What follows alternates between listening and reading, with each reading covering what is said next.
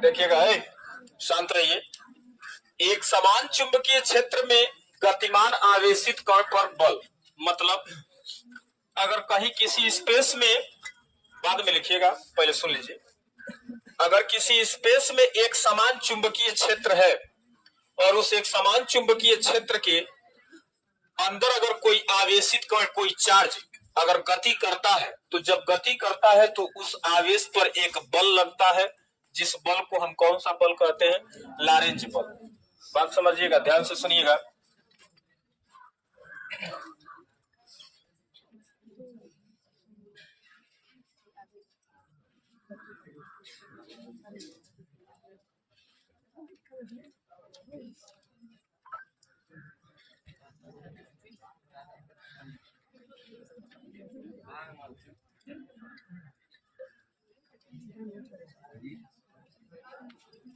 हम तीन अक्ष बना रहे हैं। ये एक्स अक्ष है, ये वाई अक्ष है, और इसको बढ़ा देते हैं, ये जेड अक्ष है। सुनिए ध्यान से, एक्स अक्ष, वाई अक्ष और जेड अक्ष। एक्स अक्ष की दिशा में एक समान चुंबकीय क्षेत्र वेक्टर भी है, यानी कि चुंबकीय क्षेत्र की दिशा एक्स अक्ष की दिशा में, और कोई गतिमान आवेशित कण, मान लीजिए कोई प्लस क्यू चार्ज है, और वह भी वेग से इस एक समान चुंबकीय क्षेत्र के कितना डिग्री पर, अगर जेड अक्ष की दिशा में गति करेगा तो अभिलंबवत होगा। अगर ये अभिलंबवत गति करता है, मान के चलिए कि अगर भी वेग से ये अभिलंबवत गति कर रहा है, तो इस पर एक बल लगता है, जिस बल को हम कौन सा बल कहते हैं? लारेंज बल कहते हैं। जिस बल की दिशा, यानी कि इस आवेश पर लगने वाले बल की दिशा चुंबकीय क्षेत्र और कण के वेग दोनों के अभिलंबवत होती है। देखा जाए तो वेग भी एक सदिश राशि होता है, चुंबकीय क्षेत्र भी एक सदिश राशि है, और जब आवेशित कण एक समान चुंबकीय क्षेत्र के अभिलंबवत, यानी कि 90 डिग्री का कोण बना करके उसके अभिलंबवत अगर भी वेग से गति करता है, तो उस पर जो बल लगता है F का मान, वो चुंबकीय क्षेत्र और वेग दोनों के अभिलंबवत होता है, यानी कि दोनों के अभिलंबवत बोले तो उस पर लगने वाले बल की दिशा y अक्ष की दिशा में होगी। और प्रयोगों द्वारा इस बल का मान निकाला गया था, तो डायरेक्ट इसका कोई डेरिवेशन नहीं है। प्रयोगों द्वारा इस बल का मान F बराबर क्यू भी बी होता है, लेकिन इसमें शर्त है कि भी और बी दोनों एक दूसरे के परपेंडिकुलर होने चाहिए। भी वेग था, बी चुंबकीय क्षेत्र था, क्यू क्या था? वह आवेश था जो इस चुंबकीय क्षेत्र बी के अभिलंबवत भी वेग से गति करता है, तो उस पर लगने वाले बल का मान F बराबर क्यू भी बी होगा। हम बोले इसका कोई डेरिवेशन नहीं है, डायरेक्ट फार्मूला है। एक बात और समझिएगा, इस फार्मूले में एक शर्त है कि जो आवेशित कण क्यू गति कर रहा था भी वेग से, वह हमेशा चुंबकीय क्षेत्र के अभिलंबवत होगा, यानी कि परपेंडिकुलर होगा, तभी ये बल मान्य होगा, अन्यथा किसी दूसरे कोण के लिए ये मान्य नहीं है। ये बल F बराबर क्यू भी बी में शर्त क्या है कि आवेशित कण के जो वेग की दिशा होगी वो उसके चुंबकीय क्षेत्र की क्या होगी? अभिलंबवत होगी। ठीक ना? ये शर्त पूरा होगा तभी इस पर हम बल निकालेंगे, और इस बल को हम लारेंज बल कहेंगे। ठीक ना? यानी कि देखा जाए तो लग रहा है कि मैंने लारेंज किसी वैज्ञानिक का नाम है जिसने इस आवेशित कण पर लगने वाले बल का मान निकाला था। ठीक ना? और यहाँ देखिए बुकों में यही आपको डायरेक्ट मिलेगा स्टेटमेंट कि प्रयोगों द्वारा इस बल का मान F बराबर क्यू भी बी होगा, लेकिन इसमें शर्त है, इसमें शर्त ये है कि जो आवेशित कण भी वेग से गति कर रहा था वो हमेशा चुंबकीय क्षेत्र के क्या होना चाहिए? अभिलंबवत होना चाहिए। ठीक ना? तो उस पर लगने वाले बल का मान इतना होगा। बस यही हो गया लारेंज बल। अगर मान लीजिए ये तो अभिलंबवत हो गया, तब के लिए शर्त है अगर कोई आवेशित कण किसी कोण थीटा पर अगर चुंबकीय क्षेत्र की दिशा, यानी कि सुनिएगा,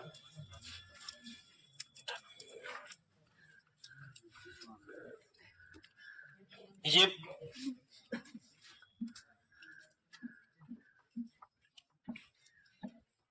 कभी कभी लगता है मैं खून पी के जीता, कोई बात नहीं, देख लीजिए।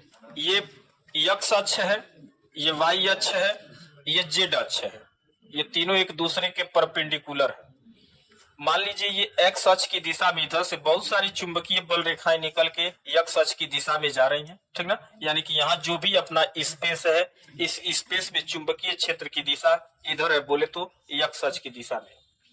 अगर इधर से हमारे साइड से कोई आवेशित कण भी वेग से इस चुंबकीय क्षेत्र के एकदम परपेंडिकुलर यानी कि अभिलंबवत 90 डिग्री के एंगल पर, चुंबकीय क्षेत्र की दिशा के अभिलंबवत 90 डिग्री पर इधर से 90 डिग्री का एंगल बना करके भी वेग से प्रवेश करेगा, तो जैसे वो चुंबकीय क्षेत्र में प्रवेश करेगा तुरंत उस पर एक बल काम करेगा, जिस बल का मान इस चुंबकीय क्षेत्र और कण, आवेशित कण के वेग की दिशा के दोनों के अभिलंबवत होता है, ठीक ना। अच्छा, इस देखिएगा, अभी तो यहाँ हम डायरेक्ट बता दिए आपको कि चुंबकीय बल की दिशा जो होगी वो चुंबकीय क्षेत्र और आवेशित कण दोनों के अभिलंबवत होगी। तो दोनों के अभिलंबवत यानी कि अगर एक्स अक्ष की दिशा में चुंबकीय क्षेत्र था और ये जेड अक्ष था, जेड अक्ष की दिशा में आवेशित कण भी वेग से इसके अभिलंबवत गति कर रहा था, तो इन दोनों के अभिलंबवत बच गया वाई अक्ष, यानी कि वाई अक्ष पर लगने वाले बल की दिशा होगी, शर्त है। अच्छा, उसके बाद हम बोले स्टेटमेंट तुरंत कि प्रयोगों द्वारा इस बल का मान, अब जिसने भी प्रयोग किया, ठीक ना, प्रयोगों द्वारा इस बल का मान F बराबर क्यू भी बी होता है, जहां क्यू वह आवेश है जो भी वेग से एक समान चुंबकीय क्षेत्र बी के अभिलंबवत क्या कर रहा था, प्रवेश कर रहा था। तो हम बोले इस फार्मूले के लिए शर्त है कि जो आवेशित कण भी वेग से चुंबकीय क्षेत्र में गति कर रहा था वो हमेशा 90 डिग्री का एंगल बना करके ही उसमें प्रवेश करेगा, गति करेगा, तभी इस फोर्स को हम लागू कर सकते हैं। लेकिन हम उसके अलावा बताएं आपसे कि अगर मान लीजिए ये परपेंडिकुलर न प्रवेश करके किसी कोण थीटा पर प्रवेश करेगा तो क्या उस पर लॉरेंज बल का मान नहीं होना चाहिए? तो देखते हैं, उस पर भी लॉरेंज बल का मान होगा। अगला फिगर बनाते हैं, ध्यान से देखिएगा।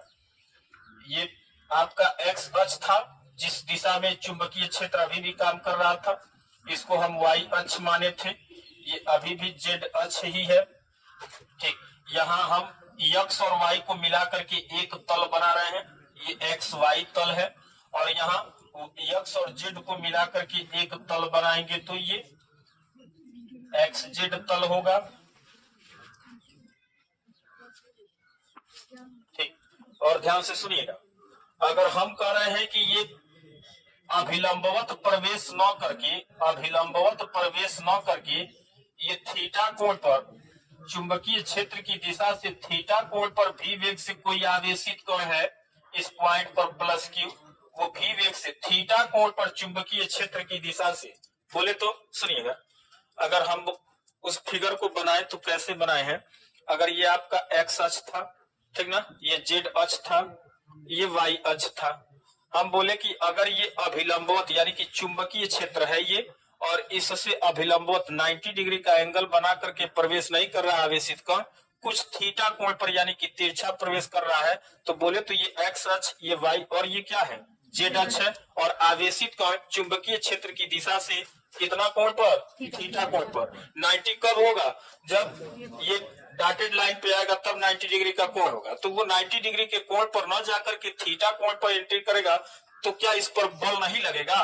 तो मैं बोल रहा हूं तब भी बल लगेगा, लेकिन उस बल का मान कितना होना चाहिए, और शर्त तो ये लगाया गया था कि बी और बी एक दूसरे के क्या होने चाहिए, परपेंडिकुलर होने चाहिए, लंबवत होने चाहिए, लेकिन यहाँ तो लंबवत है ये नहीं है, तब हम कैसे चुंबकीय क्षेत्र का मान निकालेंगे? तो उसका तरीका देखिएगा ध्यान से, हम उसी की शर्त को पूरा करेंगे, उसमें बी और बी दोनों एक दूसरे के परपेंडिकुलर यानी कि लंबवत होने चाहिए, उसकी शर्त को पूरा करते हैं तो क्या करेंगे हम, थीटा के सामने, थीटा ये बन रहा था जो एंगल, इसके सामने एक लंब खींचे, लंब, ठीक ना, 90 डिग्री पर ये लंब खींचा गया है। देखिएगा, भी जो होता है वेग एक सदिश राशि होती है, और सदिश राशियों का जरूरत पड़ने पर अपने आप स्वतः वियोजन हो जाता है। हम वियोजन करने के लिए थीटा के सामने लंब खींचे, लंब जहां 90 डिग्री का एंगल बनता है वो आधार होता है, क्योंकि आधार के साथ ही 90 डिग्री का एंगल बनेगा, कण के साथ थोड़ी ना 90 डिग्री का एंगल बनेगा। तो ये हो जाएगा आपका, जिसका वियोजन करना था वो ऑटोमेटिक कण पर चला जाएगा, ठीक। आधार किस में आता है, तो हम बताते हैं आपको, डायरेक्ट वियोजन करेंगे तो कहेंगे आधार तो cos थीटा में आता है, वियोजन करना था b का तो b cos थीटा, यानी कि अब यहाँ हमने b को दो पार्ट में तोड़ा, इसका एक पार्ट चुंबकीय क्षेत्र की दिशा में ही आया जिसका मान b cos थीटा था, और दूसरा ये लंब था, लंब के समांतर यहाँ रेखा खींचा गया है, दो समांतर रेखाओं का मान आपस में बराबर मानते हैं, ठीक ना, लंब किस में आता है, साइन थीटा में आता है। वियोजन किसका करना था, भी का।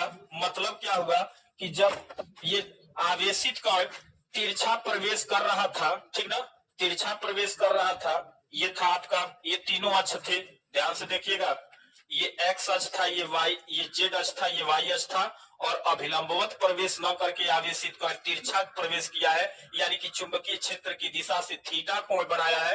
तो हम इस वेग का दो वियोजन किए, एक वियोजन भी कॉस थीटा चुंबकीय क्षेत्र की दिशा में आ गया, और दूसरा वियोजन भी साइन थीटा चुंबकीय क्षेत्र की दिशा के अभिलंबवत आ गया। और जब उस शर्त के, यानी कि फार्मूले के शर्त के अनुसार अगर हम चुंबकीय क्षेत्र का मान लिखेंगे तो इस कंडीशन में F बराबर क्या होना चाहिए, Q, और भी नहीं है अब चुंबकीय क्षेत्र की दिशा वाला वेग क्या हो गया है, V साइन थीटा हो गया है। तो V साइन थीटा लिखेंगे और इंटू V परपेंडिकुलर, परपेंडिकुलर में क्या था, V साइन थीटा था, और इंटू V, यानी कि अब हो जाएगा B, बोले तो ये बनेगा F बराबर Q V B sine theta.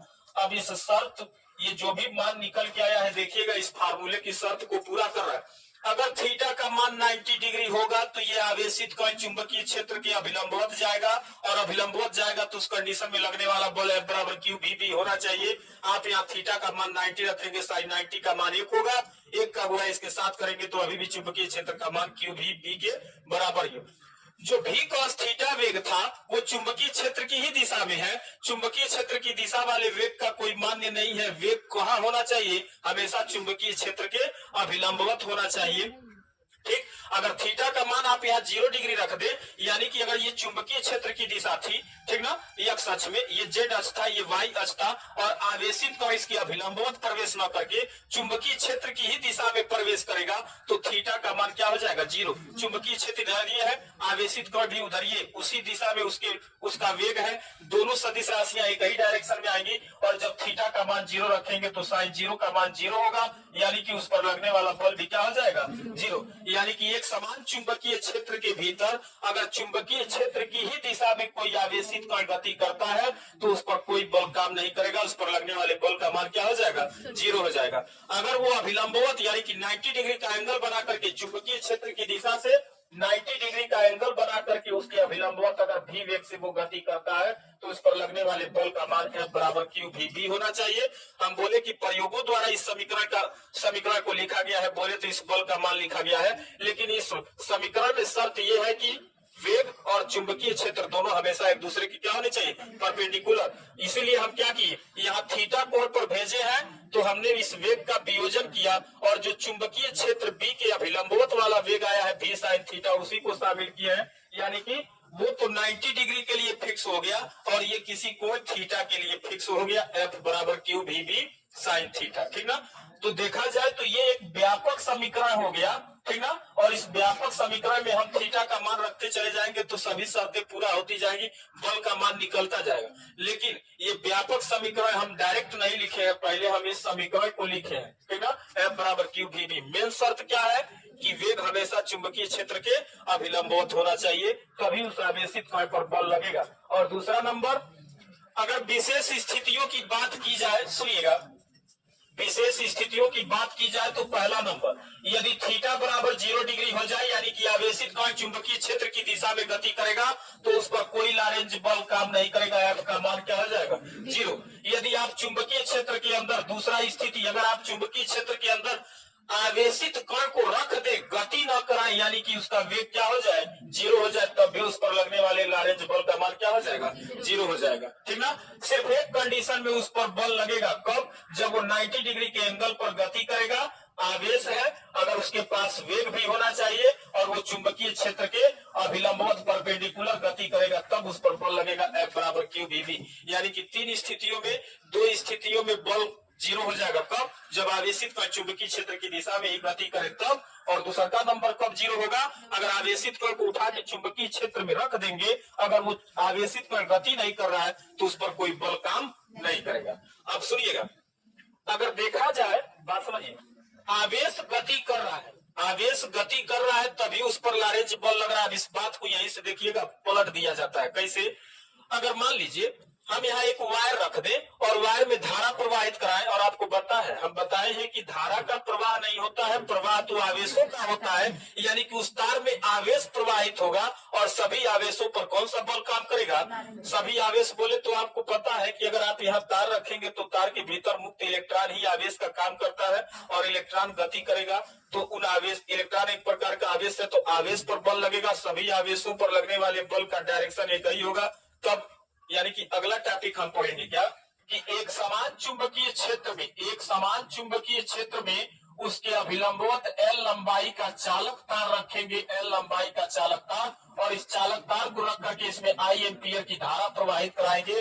तो इस पर कितना फोर्स लगेगा, F का मान निकालेंगे। बहुत इंपॉर्टेंट टॉपिक है ये भी, ठीक ना। तो बताया जाएगा वो कैसे निकल के आएगा, जब ये आप कंप्लीट रखेंगे तब। जब इसमें धारा प्रवाहित कराएंगे तो हम बोले धारा का प्रवाह नहीं होता है, आवेशों का प्रवाह होता है।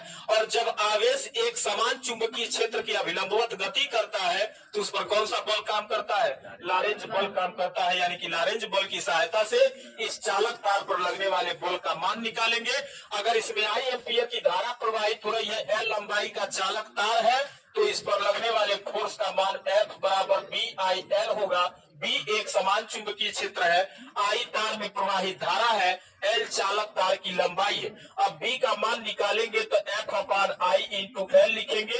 अगर B का मात्रक अब लिखेंगे तो बल का मात्रक न्यूटन बटे I का मात्रक एम्पियर और L लंबाई है, मात्रक क्या हो जाएगा? मीटर। यानी कि B का मात्रक न्यूटन बटे को हटा के प्रति बनाएंगे, एम्पियर इंटू मीटर होगा। तो अब यहाँ से हम इसका मात्रक निकालेंगे, ठीक ना। F बराबर क्यू भी B की सहायता से। टाइम है लिखने का।